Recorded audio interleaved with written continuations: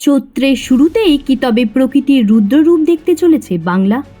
বঙ্গোপসাগরের বুক চিরে ধেয়ে আসছে প্রচুর জলীয় বাষ্প, আর তার প্রভাবেই রাজ্যের আকাশে ঘনীভূত হচ্ছে আশঙ্কার কালো মেঘ।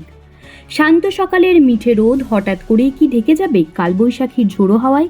আলিপুর আবহাওয়া দপ্তরের সাম্প্রতিকতম পূর্বাভাস কিন্তু সেই জল্পনাকেই উস্কে দিচ্ছে।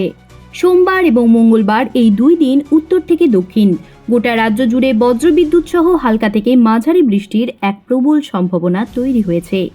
বিশেষ করে দক্ষিণবঙ্গের পশ্চিমের জেলাগুলোতে বৃষ্টির দাপট বেশি থাকার সম্ভাবনা রয়েছে, যার মধ্যে বর্ধমান, বীরভূম, নদিয়া এবং মুর্শিদাবাদে ঝোড়ো হাওয়ার গতিবেগ হতে পারে ঘন্টায় 30 থেকে 50 কিলোমিটার।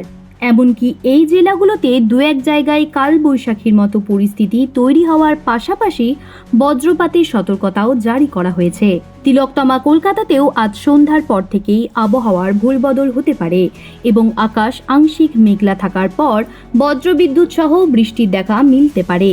অন্যদিকে উত্তরবঙ্গের 5টি জেলাতেও বৃষ্টির ভ্রুকুটি রয়েছে, কারণ সেখানে একটি পশ্চিমী ঝঞ্ঝা প্রবেশ করছে, যা পাহাড়ি এলাকাগুলোতে ঝড় বৃষ্টির অনুকূল পরিবেশ তৈরি করে দিচ্ছে।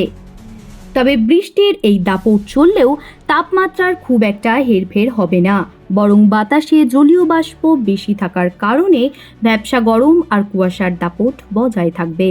সব মিলিয়ে শীতের আমেজ এখন পুরোপুরি বিদায় নিয়ে শহরে যখন উষ্ণতার ছোঁয়া লেগেছে, তখন এই অকাল বৃষ্টি জনজীবনে কিছুটা স্বস্তি নাকি অস্বস্তি আনবে সেটাই এখন দেখার বিষয়। প্রকৃতির এই খামখেয়ালি রূপ থেকে বাঁচতে আগামী কয়েকদিন বাড়ির বাইরে বেরোলে ছাতা সাথে রাখা এবং বজ্রপাতের সময় নিরাপদ স্থানে আশ্রয় নেওয়াই হবে বুদ্ধিমানের কাজ।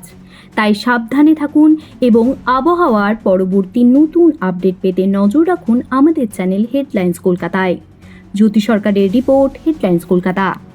আনন্দ আর ভালোবাসার দীপ্তিতে গড়া সমুজ্জ্বল পরমা, ঠিক তোমারই মতো।